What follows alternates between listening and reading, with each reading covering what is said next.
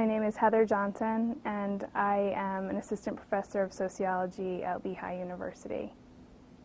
One of the things that has been really great about my experience at Lehigh has been that I have truly been able to incorporate my research into my teaching and take from my teaching and incorporate what I've learned in the classroom into my research. Specifically in terms of my research agenda, I have found that the classroom is such a dynamic place for students to try to understand these ideas, and I have learned from them. My main focus of my research is on the contemporary United States and how social inequalities are being passed along from generation to generation. So in other words, intergenerational transfer of social inequality. So specifically, I'm interested in race and class inequality. But more and more over time, my focus is on social class and how social class inequalities are being perpetuated from one generation to the next in the contemporary context.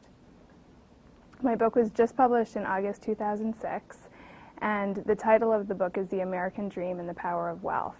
And the book is really focused on exactly that, the American dream and the power of wealth, how those two things are juxtaposed with each other in the contemporary context, and how Americans make sense of that. So on one hand, we have this very dominant ideology in our culture that is what we know as the American dream, which tells us that people earn and achieve everything that they have, people advance in the social system based on their own merit, and people fall behind based on their own failure.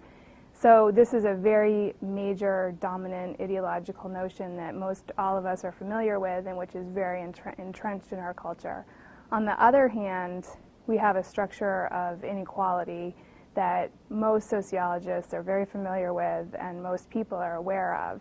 And one aspect of that is wealth inequality. So when I talk about wealth inequality, I'm specifically talking about the way wealth is passed along in families through generations, and how that is structured in a way to give certain children advantages that other children don't have.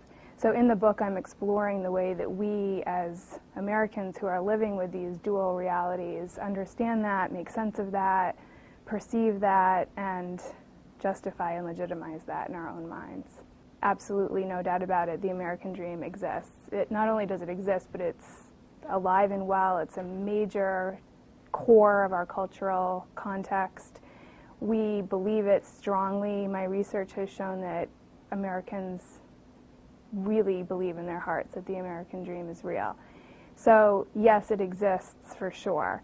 Is it a reality the way it actually works itself out?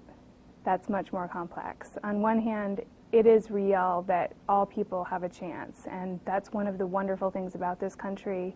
That's one of the things that Americans take such pride in and should, that anybody has an opportunity here. But the question of whether anyone has an opportunity versus everybody having equal opportunity is really what is of concern. So yes, there is an opportunity. Everybody has a chance. Does everybody have equal chance? Does everybody have equal opportunity? I would have to say no.